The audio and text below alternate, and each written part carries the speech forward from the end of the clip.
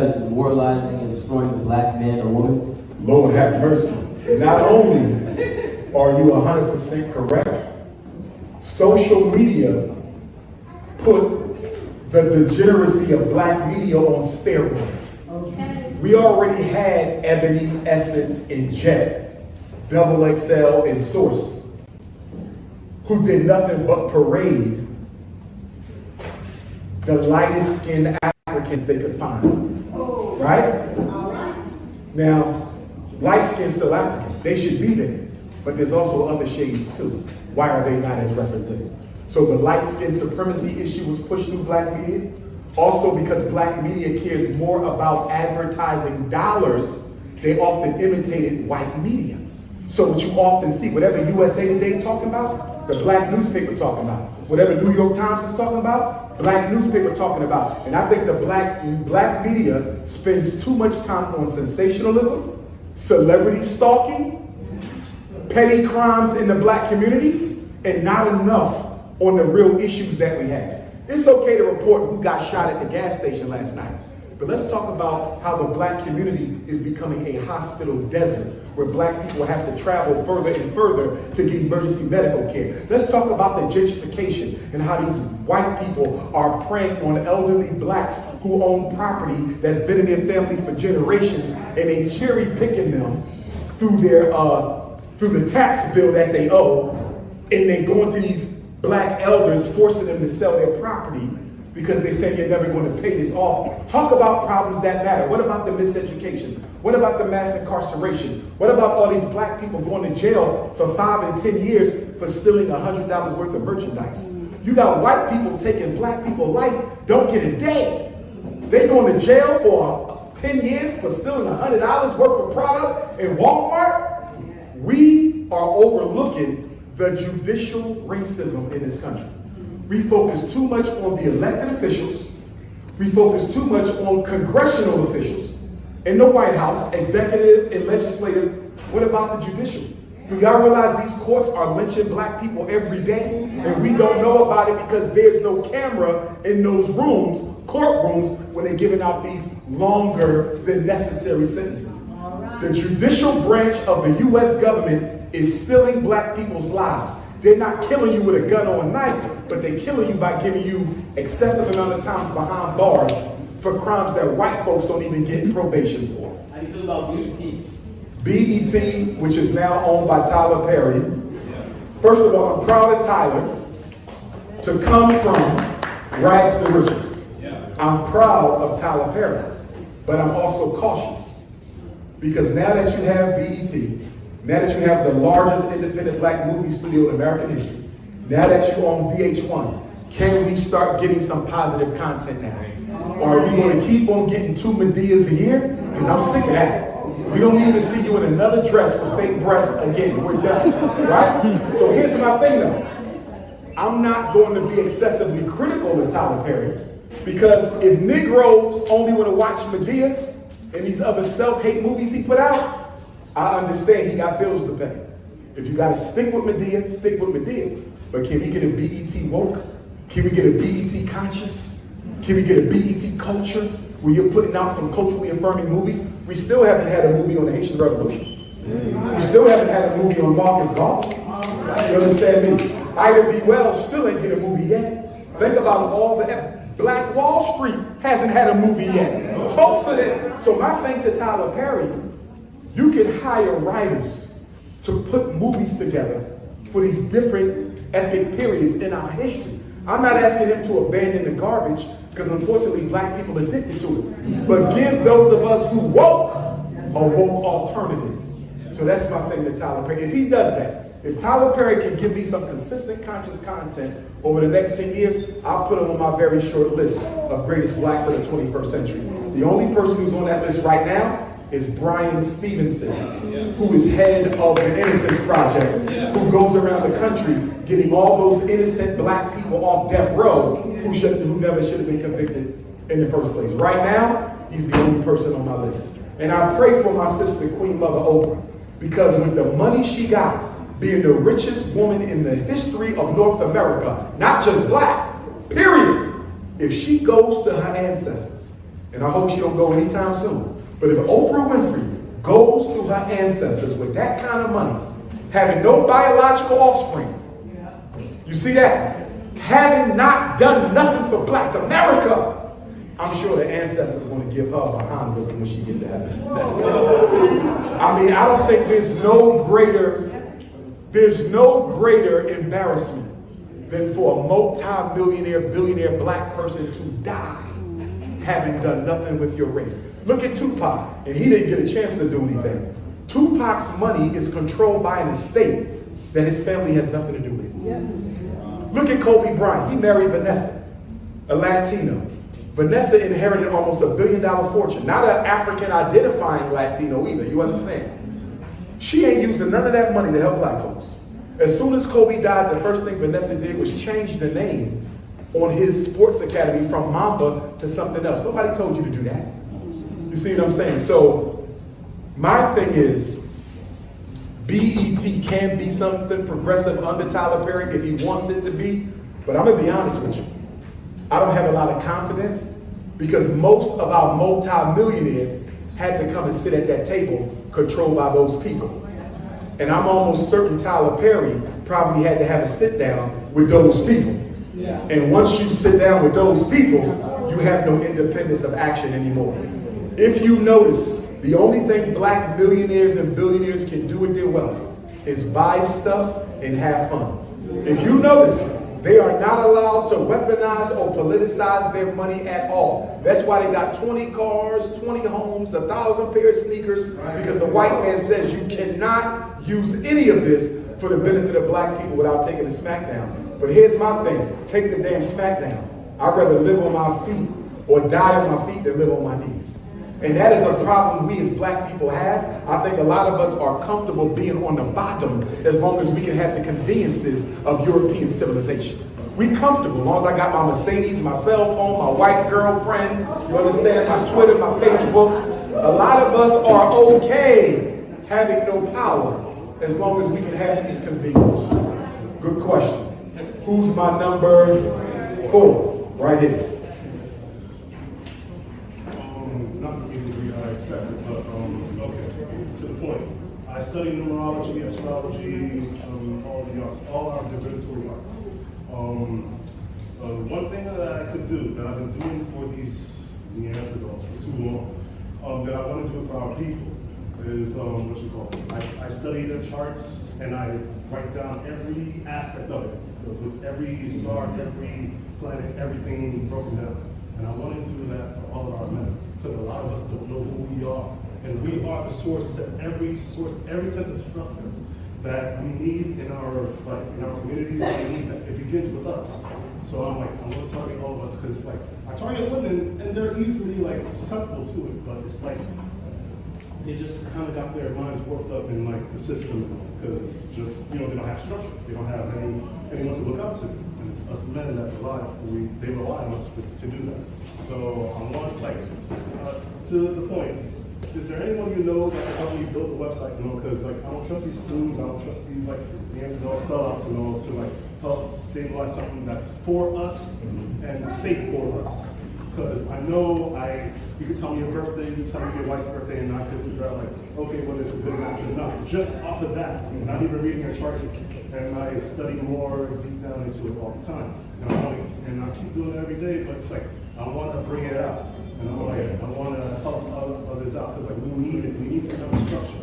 And you want to build all these communities and everything. I'm the head of the community is I know the difference between a romantic community, no, a romantic, what's the word?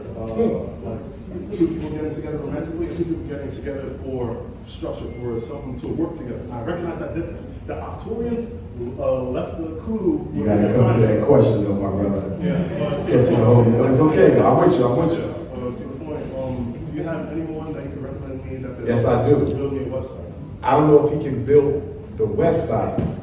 I know people who can build the website too. There you go right there, my brother in the Phillies over there. Okay. But if you're also looking for, and I know you're in astrology as you mentioned, but if you're looking for another master astrologer, I have an astrologer here in Miami who lives here, Brother 𝚂𝚸𝙺𝚀. 𝙻𝙸𝙺𝚂𝙸𝙱𝚂. Him and his wife are master astrologers. So if you want to connect with him, just text me and I'll send him your information and ask him to give you a call. To your point, I do believe we as African people have to go back to harmonizing our intentions with the agenda of the universe. I think one of the big mistakes that we make in this day and time is we never look to spiritually sync our work with the appropriate time designated for such through the stars. With that being said, I think that every system has something to offer us in that regard. So for me personally, in what I do, I use my astrological chart. I use my divination systems through 𝚂𝚗, right? I'll also use some of the neurologists' work. I'll even go to some of the Christians who I know who do divinations using the Bible, the Hebrew, because I believe every system has a piece, no one has it all. And so I look at all of the different ones, and that's how what they have to say about a given issue, and that's how I make my decisions. So in addition to the astrological and the numerological, we still have to get that divination as well to find out what the spiritual oracle has to say about what we're working on. Whether that's 𝚂𝚗, whether that's Dogon, whether that's the Kemetic system, or the Latino African brothers and sisters who might use the Palo, the 𝚂𝚗𝙱𝚂𝚗. Absolutely. We don't want to leave that out either. Look at it all and then synthesize. But we have to get back to that. And if you're interested, consider sending us a resume for FDMG because we will be teaching astrology class at the Frederick Douglass Marcus Garvey Academy. So if that's something you're interested in teaching, let us know. Yes, sir. Good question. Who's my number 5? Thank you, today. Yes, sir. Nice meeting you, brother. Likewise. So I run a nonprofit teaching young black boys technology. I'm a tech exec from Amazon. One of the things that I'm struggling with, and I would like your advice, is if I was to call up 20 people and tell them I was going to fight at my house, I'll get 50 people. Yes, sir. Tonight. When I do my back to school drive next week, I may get 80. You know, how do you deal with the mental exhaustion of going hard for your people when they don't show up for you? Number 1, you can't get exhausted. Or when you get exhausted, you have to renew yourself. The Honorable Marcus Garvey said black leadership means pain, blood, and death. You see, so when you feel yourself getting exhausted, you got to take a break, self-care, get yourself back together, and get back out there.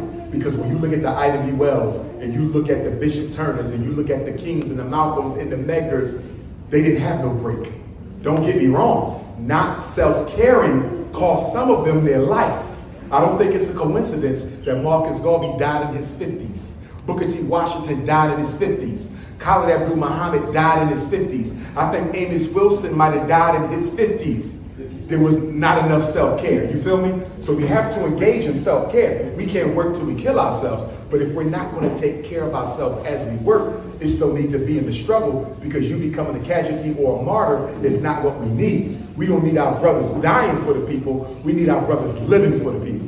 So that's number 1. Number 2, we have to make sure we're doing a good job marketing the program because a lot of times our people simply don't know. And I think one of the things we have to create, which could start here tonight, because most of you registered through Eventbrite, is we need to have an information tree where when something critical needs to be gotten through the community, we can get it through email, text message. Maybe you're responsible for her knowing, and she's responsible for him knowing, and he's responsible for her knowing. But we need a way to get critical information to each other. Because guess what? If you live in Fort Lauderdale, Miami could be catching hell, and you don't even know if CNN don't tell you. So one of our greatest disadvantages is we are dependent on white people to keep us informed about black people. We don't know if something's going on in Jamaica right now unless the white media tells us. So I think we have to do better with advertising. And it's something I recommend y'all do in Miami. I actually recommend it for every community. They do it in St. Louis, Kansas City, Missouri. You know what they have? They have a community calendar. Every black organization in Kansas City agreed to do this one thing. There's a community calendar. Whenever you plan an event, you have to go and write it on the community calendar. There's one place in the city everybody can come to find out what's going on that's conscious and grassroots. And guess what? If a brother in Miami wants to do a barbecue for black boys on August the 10th. But he comes and looks at the community calendar and see there's a sister already doing something for the elders. He cannot compete with any event that's already scheduled. Do y'all see that? Yeah. And so, and it's the only city I've seen do this. In Kansas City, there's no conflict amongst the organizations because they all agree to do them two things. Put it on the community calendar and don't compete with no one else. And this way, everybody in the community can go one place, and find out what's conscious going on. Y'all need to do that in Miami. Good question. Number 6. Oh, my bad. My question for you, Mr. Umar, is about this. Can you define organized power, and how do we reach such organized power to affect major change? I would define organized power as the organized ability to implement the agenda that you have determined to be in the best interest of future generations of African people. And it is also the ability to resist the schemes and scams of your enemy designed to sabotage your work. You have to be able to build, and you have to be able to resist sabotage and destruction from reactionary Negroes in the white power structure. To that point, I would say this. Black people have to start having meetings where we discuss nothing but how do we concentrate power in Miami in the hands of black people. Seriously. This meeting is about how can we take power over the food? How can we take power over the social events? How can we take power over education? Because that's what Jews do. That's what Mexicans do. That's what Arabs do. They come as a community and say, how do we take over every corner store in Little Haiti? Do y'all see that? They want to dominate everything you got. We don't come together with the same mindset because we have been manipulated into believing that wanting power is evil. No, it's not. Evil comes from not having no power, because that's when you got to steal, kill, and rob in order to feed your family. Power is divine. God is power. And the only way you're going to be able to exercise your God-given potential is to have power yourself. One thing we got to start doing in the black community that we gave up our study groups when YouTube hit. YouTube destroyed the black study group movement. If you go back 20 years ago, every one of you probably remember a study group in your neighborhood. Different organizations had black conscious study groups. When you come, you watch a film, you talk about it. Book clubs, you read a chapter, you talk about it. As soon as YouTube took off, guess what happened to all the political study groups? They died. We have to go back to the study group. You know why? Every revolution in world history began with a study group. Because before I can fight with you, I have to share a common psychology with you. How do I know who you are if I don't study with you? See, when we study, you hear people's opinions, you hear people's mindset, you learn about their background, you get little snippets of information about them you otherwise would not have known. A brother who you thought could have been a frontline soldier might turn out to be a coon. A sister you thought was a coon might be the best person in the whole group. You gotta have the study group because that's how you recruit your soldiers and that's how you forge collective consciousness. We gotta go back to the study groups. And I'm gonna tell you something else we gotta go back to. We ain't done this since the Harlem Renaissance. Tyler Perry did it, but not for the right reasons. And that is the black community drama clubs. Research the history of drama in the black community. Do you know we resisted Willie Lynch with drama? We resisted the psychological programming of the public schools with drama. We would have a play on Harriet Tubman, a play on the Haitian Revolution, a play on Booker T. Washington, a play on the black soldiers of the Civil War, a play on the Maroons of Jamaica and the Maroons of Haiti. Why can't we put together plays? Because we can't compete with major network TV. But imagine if you had 100 children in here watching a play on Harriet Tubman, watching a play on Ida B. Wells. We say we don't want them to be Nicki Minaj, we don't want them to be Cardi B. Show them what they should be. What about a play on Anna Julia Cooper, one of the first black women to get a PhD, who graduated from the Sorbonne in Paris and was one of the first Pan-Africanists in history? Let's dramatize the consciousness we want our children to have. What about a play that shows a black girl go from weave to natural hair?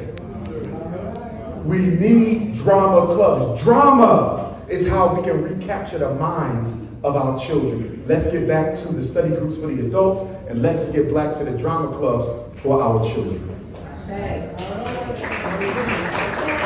Number 7, Queen. Microphone. Thank you. This is related more to like social media, like the New Red Pill podcast. I do want to know what. Before you go further, what is the red pill, blue pill? What is that? Okay, so Red Pill podcast, they call them just podcasts that more talk about, say, women's issues.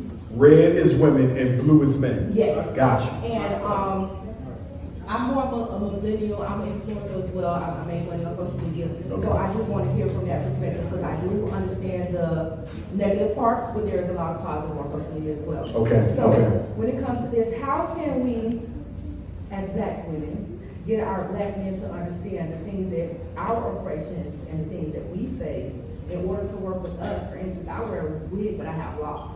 So when men meet me, they think that I don't love myself instead of just understanding things. So how could we get men to understand us in a way and the things that we go through as oppressions? And even when they say go to, like say going to college and trying to get out the hood, and we're supposed to do those things to make a better living for ourselves.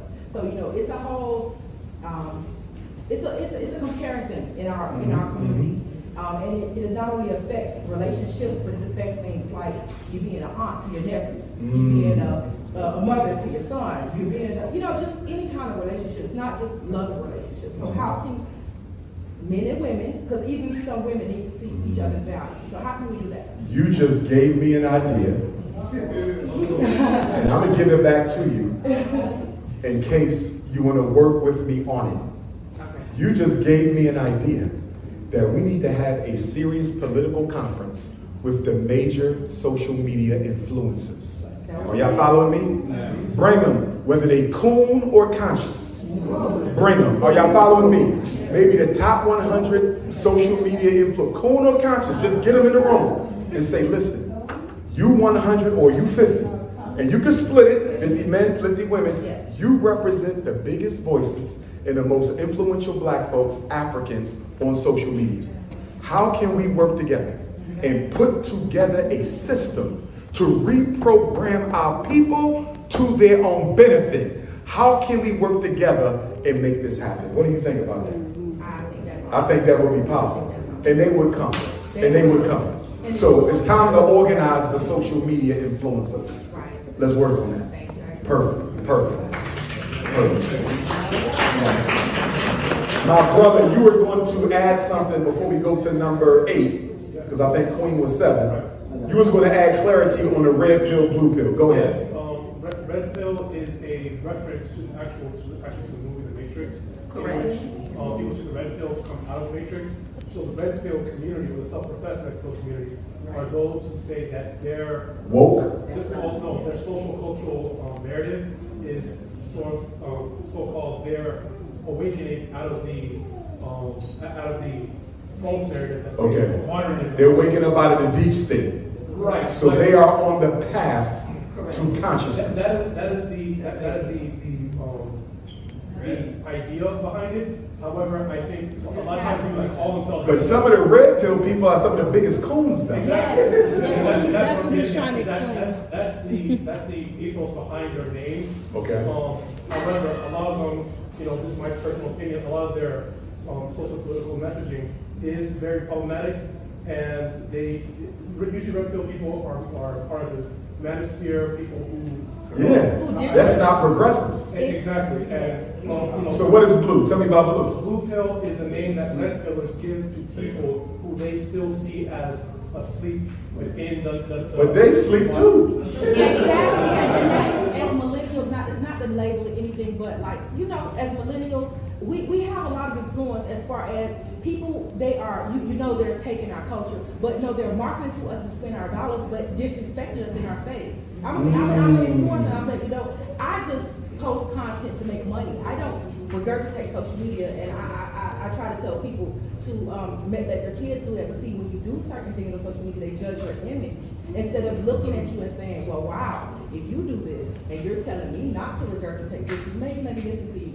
So that is the narrative. It's a smoke in a mirror, because these men are saying they're woke, but they're woke on being more disrespectful, misusing and misabusing the black woman. So in other words, you can't use the red bill, blue bill to really know where somebody is consciously. Yes. Okay. It's the mirage. So that's why I feel like even with influencers, I want to say I applaud you with your thing with 𝚂𝚄𝙱𝚂𝙺𝚵, but a little bit about her. Suki has a lot of knowledge, but I hate to say it as women, it's like a Trojan horse. In this society, if you want to work with them, I'm trying to get her out of that. if you want to work with them, you don't have control of your image, and you go deeper into a rut. But then when you want to have these things that you do on your own and you get judged, at least you keep the money yourself to where it's no right way to be in a system that it's not allowing you to do nothing. Suki will with another woman on, you know what I'm trying to say, on state welfare. So it's like, but because you find these avenues that you can make your money, it's not who you are, it's what you do. And I feel like people are not letting their kids know that. Men are not realizing that about their women, their sisters, or their whoever. But I also think we got to be careful, because as Africans, we are a principled people. So although I can honor the fact that what I do is not who I am, I also have to take accountability for the fact that what I do is influencing people to become that. And so I think that we have to make sure we remain principled, because we can influence a lot of people to go down the wrong road who may never recover. See, you can recover, but that young sister you influence, she may take you on face value. It's just like with the hip hop culture. A lot of them never did that. A lot of them never sold dope, never killed nobody, never went to jail. But guess what? That 12-year-old boy in Miami listening to Rick Ross, he may actually take it on face value, and it may put him in jail for the rest of his life. And not to divulge, because I want to go to the next person, but one of the things I'm having an issue with right now is how we celebrate 50 years of hip hop, and nobody's having a serious conversation about the negative hip hop has done to the black community. Or are we just going to sit here and act like hip hop has only been good? You know how many people in prison because they got influenced by that music? You understand what I'm saying? Hip hop didn't create the gangs. Hip hop didn't create violence, but it did glamorize it. It did popularize it. And that makes them accountable for what hip hop has become. And I think because of the money these artists have, they're able to control the reaction from the black community, because people want to quote unquote get put on. So I'm not going to openly criticize gangster rap, because those men are worth millions, and there's a chance I might can get something from it. So we are being controlled by the money of these gangster rappers, and we need to cut it out, because as African people, we have never been controlled by money. That's not who we are. We are about life. We are not about money, and we got to get back to being who we're supposed to be. 8. Go ahead, my brother. I want to thank you for what you're doing. Social media, your voice is social media is a voice multiplier. Yes. Your message is getting out there, because subconsciously we are kings, queens. I mean, Is that Rob? Yes. What's up? From Scotland? Yes. We went to high school. We went to college in London.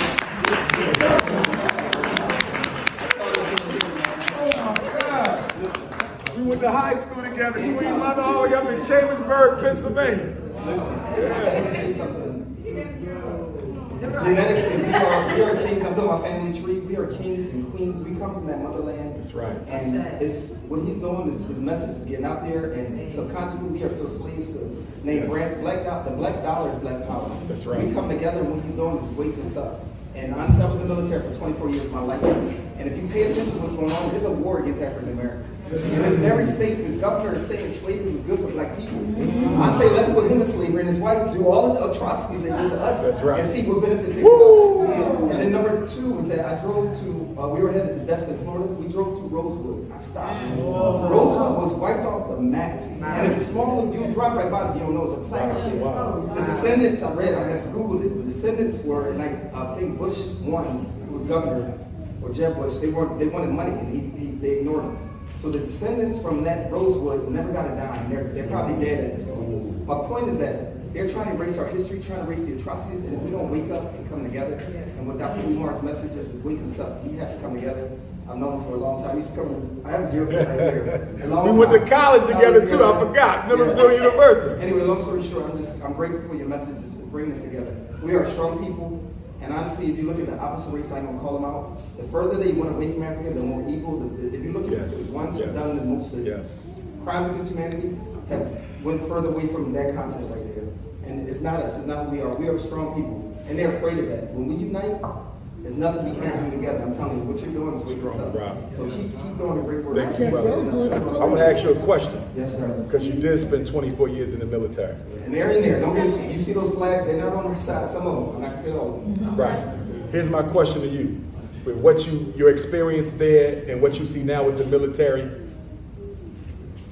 if a young person coming out of high school said they wanted to go straight into the military or they were thinking about it, would you say yes? Would you say no? Would you say yes with some conditions? What would be your... So I'll tell you this much.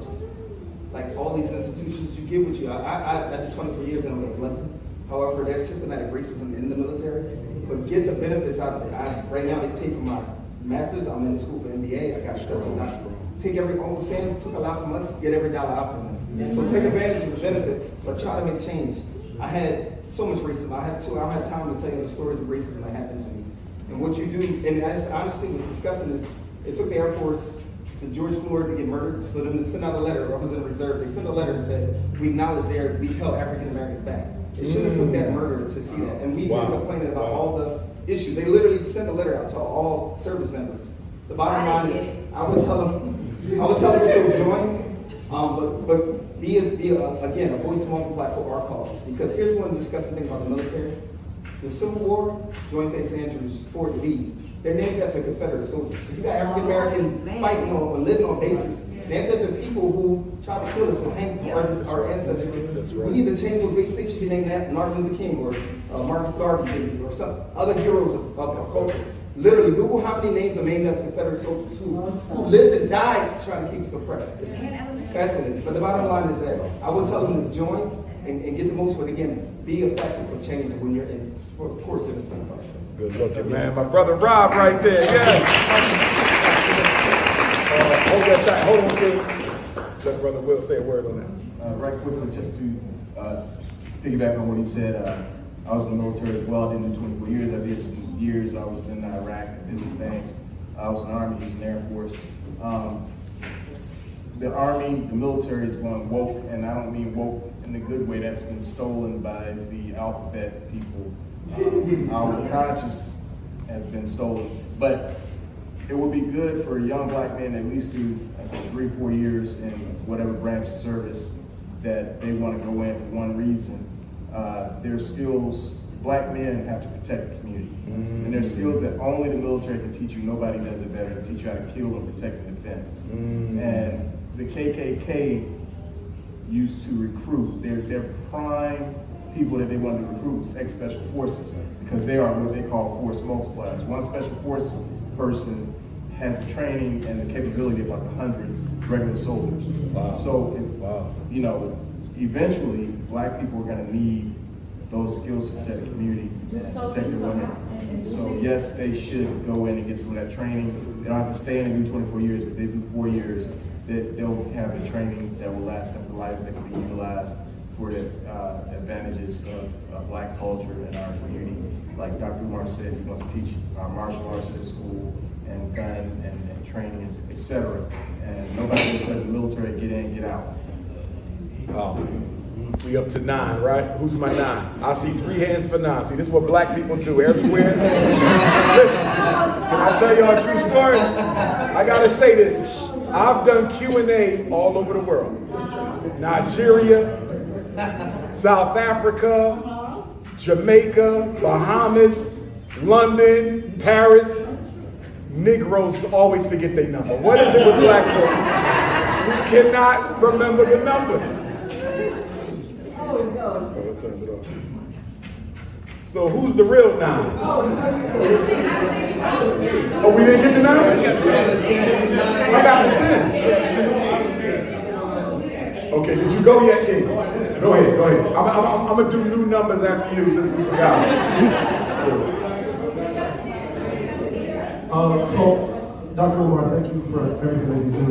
I was hoping to call upon your expertise as a renowned Pan-Africanist and also as an educator. I recently got hired in the postal system as an art teacher for elementary school. And I wanted to know, because the school I teach at is majority Asian students and majority African American students and Latino. And I wanted to know what would you say are some perhaps generalized tips that I could use to make sure that I'm doing the most that I can to edify my students as black students, as African students, in my role as an art teacher. Because I really only see each cohort for about an hour a week, but I want to make sure that I'm giving them something that's more than just, drawing their favorite cartoon characters and whatnot, and actually edifying them as students. I hope you can indulge me in the second question as well after that. What grades you have? 2 through 5. You got the babies. Okay, I'm gonna go 3 ways. Number 1, art is therapy, right?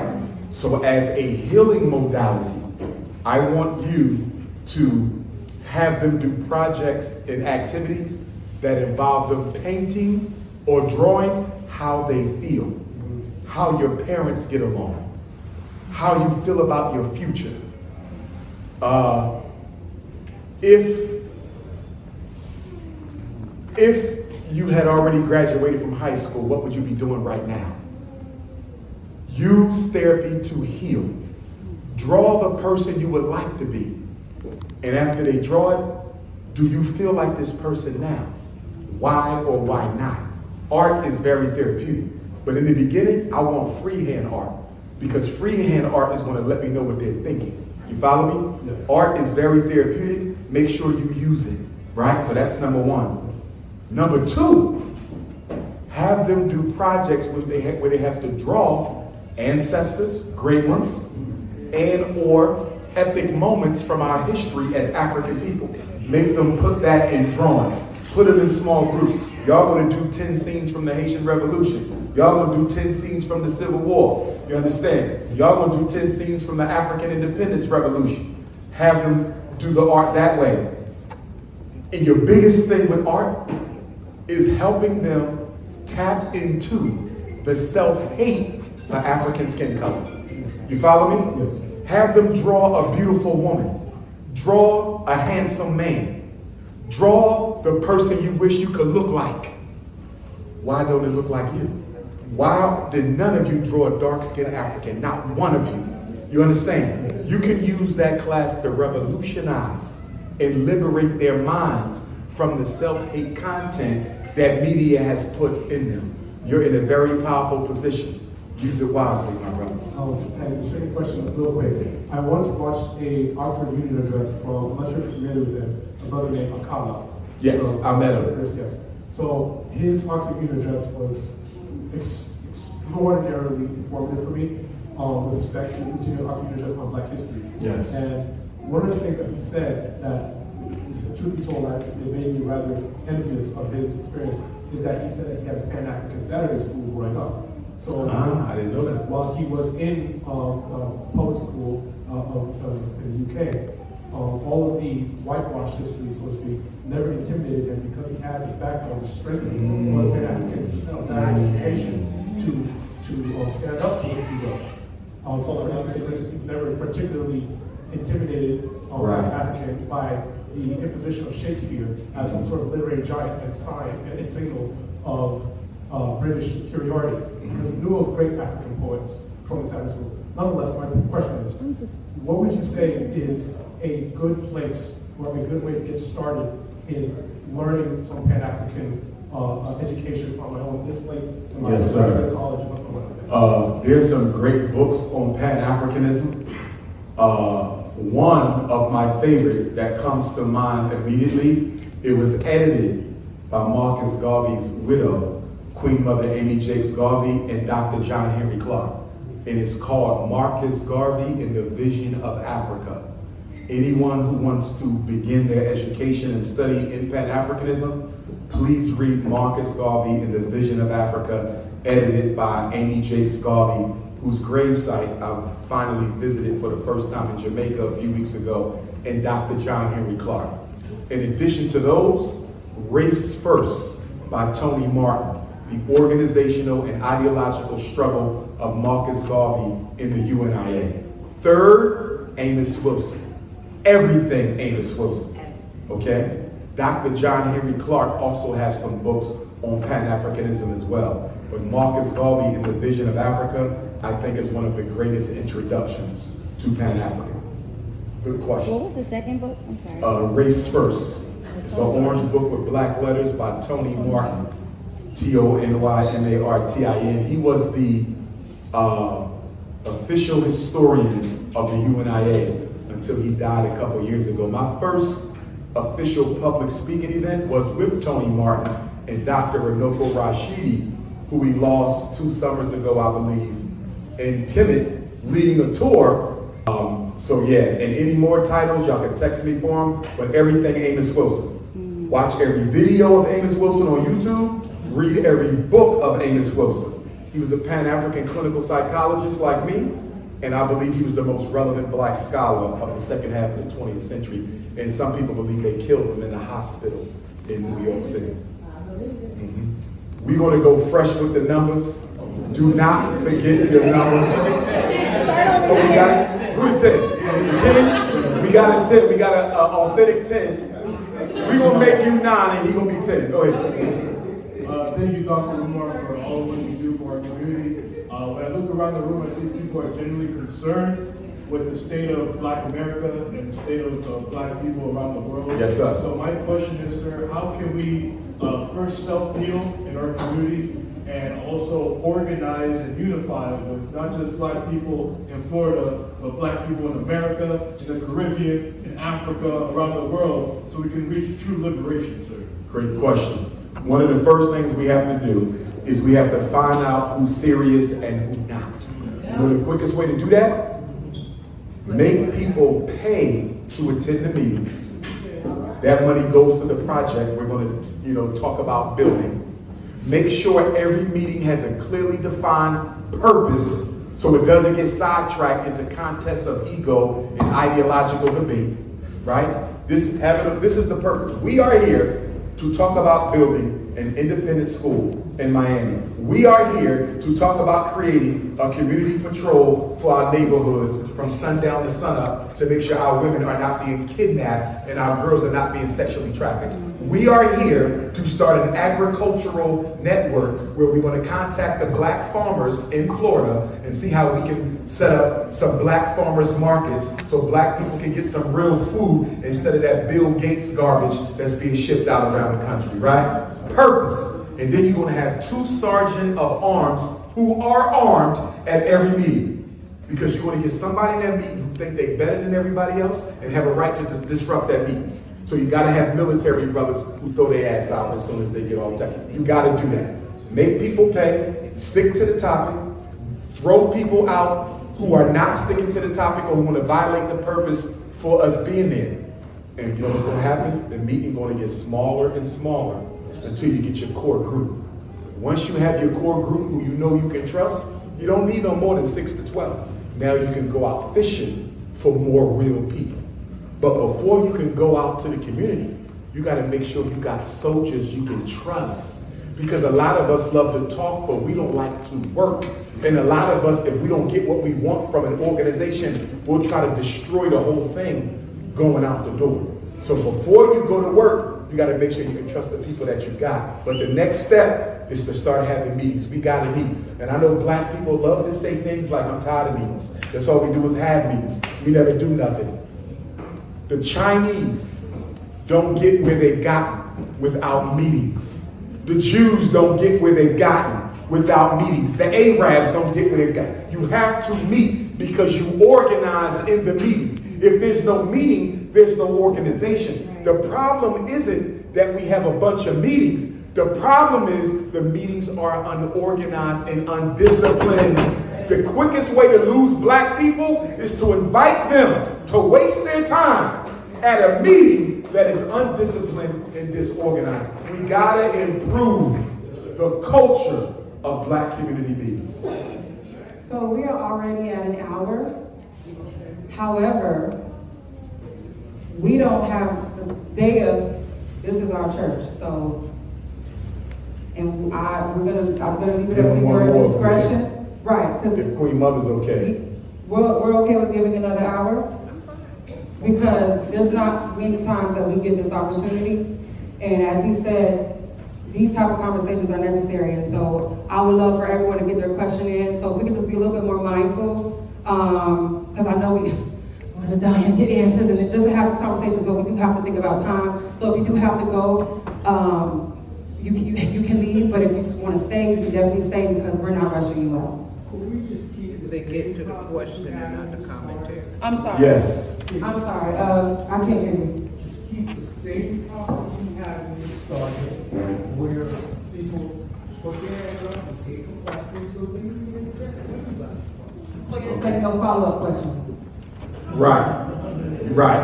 No follow-up question? Right. No lectures. No lectures. No lectures. Okay, because I did leave it up to Dr. Umar's discretion. So I'm following the lead. But I will say this.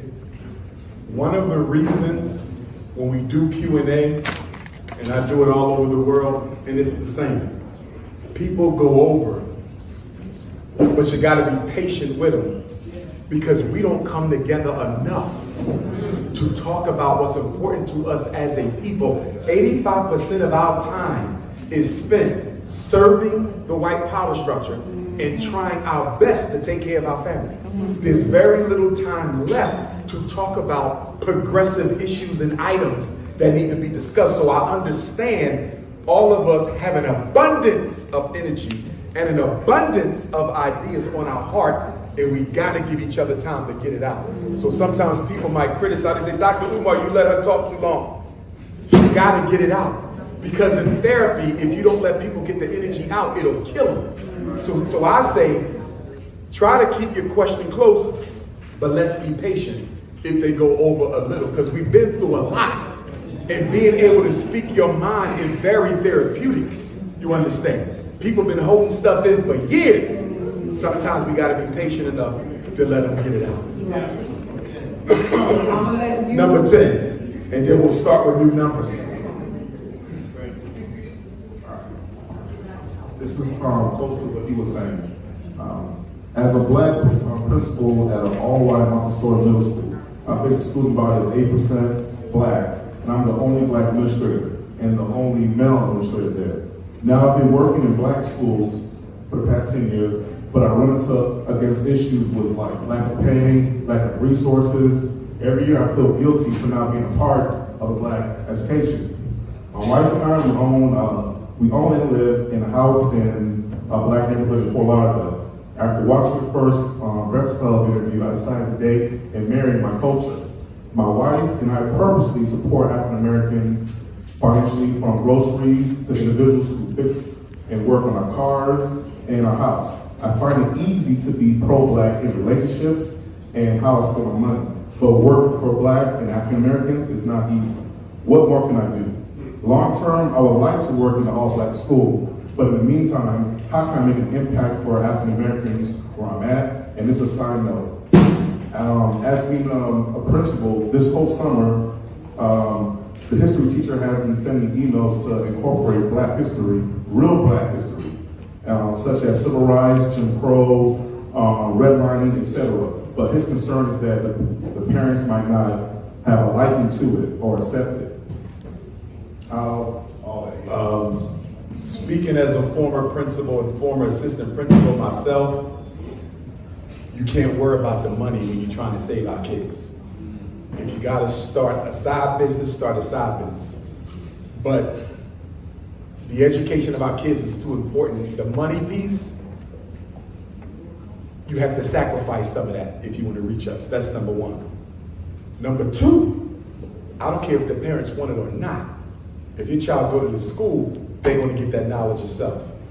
Number 3, that principal has to recognize that his number 1 job is to protect them black kids who are there. I remember when I was assistant principal before I became principal, and I felt so guilty because I quit the school because they wasn't allowing me to make decisions. And the day after I quit, them white teachers suspended like 20 black boys and expelled like 5. They couldn't wait because I was the one protecting them boys. So we need them there to protect them. It's easy to walk away. It's not easy to stay and fight. So we need them to stay and fight. And for those of you who are public school teachers, I know you tired of the hell. I know you underpaid. I know you're often overlooked for promotions.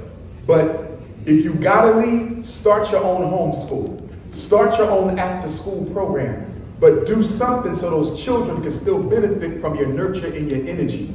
Don't walk out on them because you are all that they have. If every black teacher leaves the school, those white people would tear our kids to pieces. We have to stay in there until we give them a bridge to another educational institution. Great point. Here's what I want to do with the next questions. We had mostly men. I want to give sisters an opportunity. Yes. Number 1 right here. Yes. Number 2, number 3, number 4, 5, 6, 7, 8, 9. Those are going to be the 9 in the green in the back. I missed that part. Number 1 is right here. You're up next. Okay, thank you, Tamai. I appreciate it. Okay, so I've been talking about love and relationship for years. I did a podcast and show. We're not marrying each other. We're struggling women are even struggling to get married when you talk about queens. So what do you think is going on and how do we fix it? Great question. Number 1, I think black women need to exercise the same option as black men as it relates to finding an African mate on another landmass. You got brothers in the Caribbean, you got brothers in Africa, you got brothers in Canada, you got brothers in the UK, you got brothers in South America, you got brothers in Australia. Why not look for your mate outside of the continental US? It means you might have to travel a little more. You might have to spend some more time outside of America, but why not? There's not a shortage of black men in the world. There's a shortage of viable black men in America. So I think sisters need to exercise that option. The other thing I think needs to happen, and I know this is going to sound controversial to some extent, and I feel you ladies, but I think black women by themselves, with no men around, need to have a conversation on plural marriage. And let me tell you why. Many of you are sharing anyway. No, let's be honest now. Can we be honest? Are we going to be honest or are we going to act like we don't know?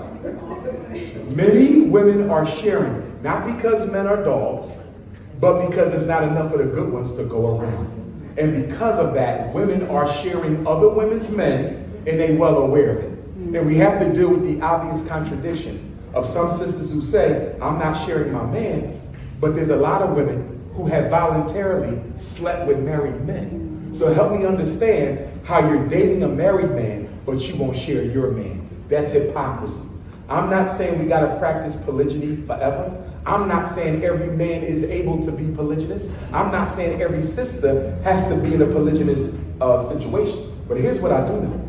There's a lot of single black mothers who are struggling in poverty, who don't have a man to help them with their children, who are less than desirable to many of these men on social media who want a perfect black Barbie doll, who would love the opportunity to be a co-wife with a good man involved. And I'm simply saying that the conversation needs to be had, not with men. It ain't got nothing to do with us. And the reason why it ain't got nothing to do with us, brothers, polygyny does not work if the women ain't interested in working together.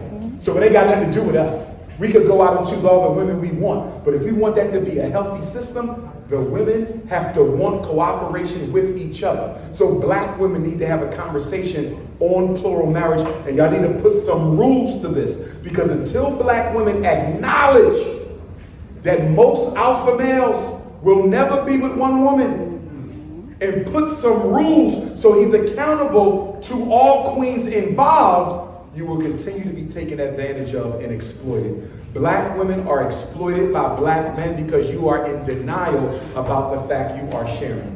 Please, ladies, y'all need a meeting on it.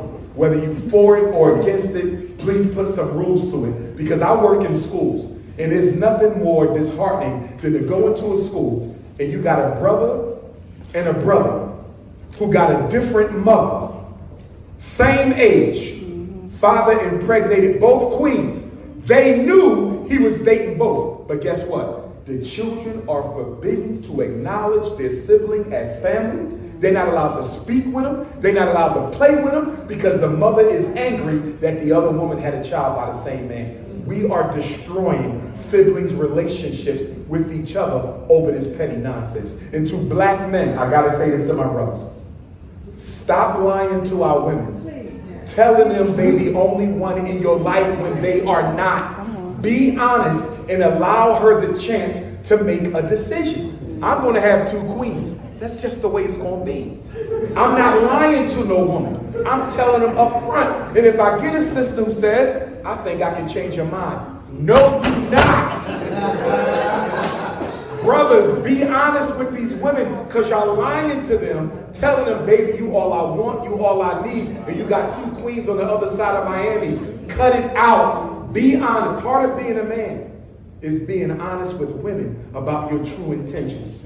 And brothers, we are not always as honest as we should be. And we have traumatized a lot of sisters in this process. And these sisters are taking the trauma you caused into the next relationship so the good man don't even get a chance to experience the best of that woman because she was traumatized by your irresponsible ass. Forgive the language, Queen Mother. So let's start being more responsible as black men, please.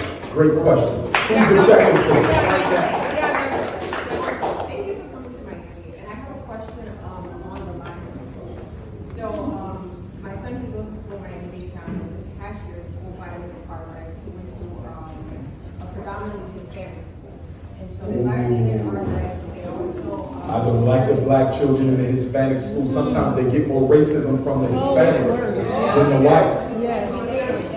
So I also didn't say that they discriminated against us. I did everything that I was supposed to do with compare my education and my power structure. Did you ever file a complaint of racial discrimination with the United States Department of Education Office of Civil Rights? There's an Office of Civil Rights in the USDOE in DC whose sole job is to investigate civil rights complaints in public and charter school. Did you ever hit them? I did. Okay. I did, and it's ongoing. And so my question is, so this all happened the last school year. So over the summer, the Miami-Dade County Public School System, their Office of Attorney, Okay. School Board Office of Attorney, pretty much what they did is they posted online and suited themselves up in preparation for a lawsuit.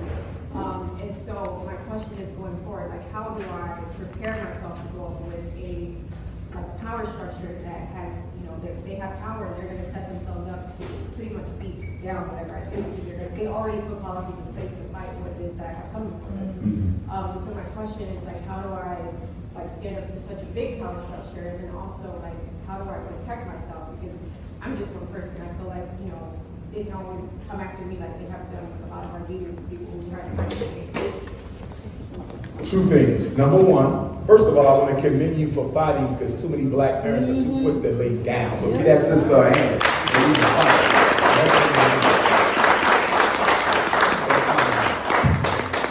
Number 2, the reason your job is so hard fighting against them because they're so used to making black parents quit when they fight. Absolutely. So you are not just fighting for yourself. Yes. You're fighting the resistance of the 100 black parents who experienced the same thing before you and did nothing.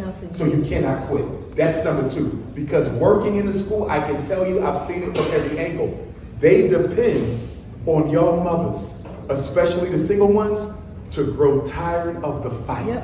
They depend on y'all to quit. They drag you out. They cancel the meeting. They put the meeting at 7 in the morning when they know you can't be there. You understand? They get disrespectful with you. They treat you like a child. Stay with it. Number 1, don't go to no meeting by yourself. Take somebody with you.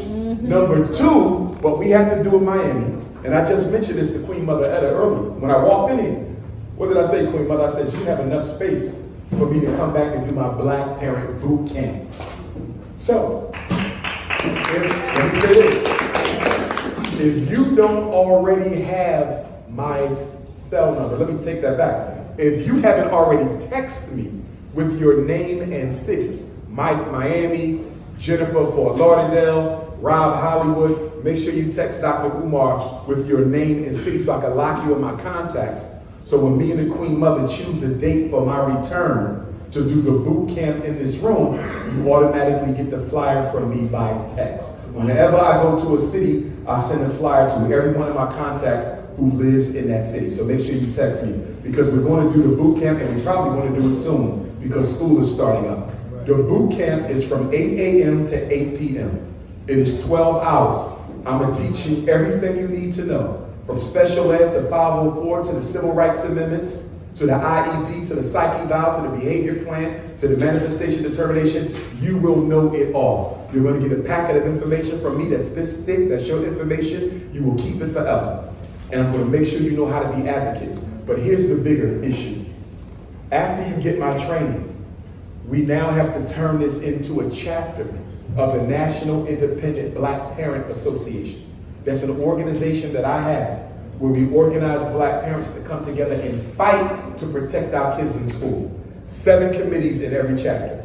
A special ed committee to investigate special ed fraud. Discipline committee to investigate unfair discipline practice. Policy committee to investigate the policies that are racist and that discriminate against our children, such as your Black child is at a Latino school and the teachers are instructing the children in Spanish. That Black child don't speak no damn Spanish. How are you going to be teaching the course in Spanish? That is racial segregation, discrimination. And it is illegal in publicly funded school programs. So there's a lot we can do to fight the racist Latinos and the racist Caucasians. I'll give you another. For those of you who are Haitian immigrants, first and second generation African immigrants, the schools in Miami are notorious for putting African immigrant and Haitian immigrant children in special ed simply because they don't speak English. Not speaking English is not a disability. If you don't speak English, you're supposed to get ESOL training. But guess what? That Haitian parent don't know American law. That's right. That parent from Guadeloupe speaking French, they don't know American law. I'm gonna stick them in special ed and get that special ed money from Ron DeSantis, and his mom and dad gonna never know he should have been in the ESOL program. Yeah. The point that I'm making is y'all gotta get organized. We also have a finance committee to invest how they're spending the money. When the last time a Black person in Miami had a contract to clean the bathrooms? When the last time a Black person in Miami had a contract for the after-school reading program? When the last time a Black person in Miami had a contract to take the trash out, drive the school buses? Everything in the school district is done on a contract. It is hundreds of thousands, millions of dollars that are given out at these school board meetings that y'all do not go to. You have to go to the school board meetings. Every school board meeting should have a sizable amount of Black parents there, because that's where they give out the contracts and that's where they set the racist policies. Remember, law comes from the state capitol. That's right. Policy is set by the school board. If the school board sets a racist policy, we can invalidate that by showing it's not consistent with the state law. They only going to change it if you let them know that you know this is racist and you cannot do this. We have to organize and we have to fight. There's also a parent advocate committee. Let's say the sister wants to be a parent advocate. She got a meeting with her son about ADHD. She going with him. Brother want to be an advocate. That brother got an issue. They want to evaluate his son and call him intellectually disabled. He going to go with him as the advocate. We got to have parents on call so these Black mothers are not walking to these schools by themselves. Brothers, this is on us. Every sister should have a Black man with her when she walks into the school so she don't get bullied. We have to be with our sisters. And Black women, if you can't find a man to go with you, take 2 or 3 Black women with you.